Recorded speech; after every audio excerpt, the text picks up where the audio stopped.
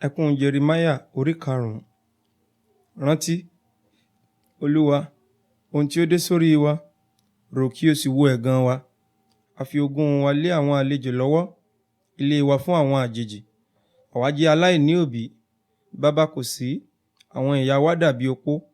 Àwa ti fi owó mu omi wa, à ń ta igi wa fún wa. Àwọn tí ń lépa wa súnmọ́ ọrùn wa, àárẹ̀ mú wa, àwa kò sì ní ìsinmi. Àwa ti fi ọwọ́ wa fún àwọn ará Íjíbítì àti fún ará Asiria láti fi oúnjẹ tẹ́ wa lọ́rùn. Àwọn baba wa ti ṣẹ̀, wọn kò sì sí, àwa sì ń ru àìṣedéédéé wọn. Àwọn ẹrú ti jọba lórí wa, ẹnìkan kò sì gbà wá kúrò lé ọwọ́ wọn.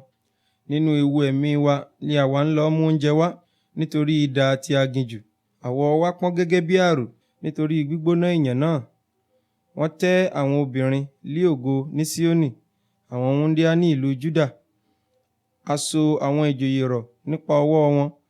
A kò buyìn fún ojú àwọn àgbààgbà. Àwọn ọ̀dọ́mọkùnrin ru ọlọ, àárẹ̀ mú àwọn ọmọdé lábẹ́ ẹrù igi. Àwọn àgbààgbà dásẹ̀ kúrò lé ẹnu bodè, àwọn ọ̀dọ́mọkùnrin kúrò nínú orin wọn. Ayọ̀ ọkàn wa ti dá, a yí ijó wa padà sí ọ̀fọ̀. Adé ṣubú kúrò lórí wa, ègbé ni fún wa, nítorí àwa ti ṣẹ̀.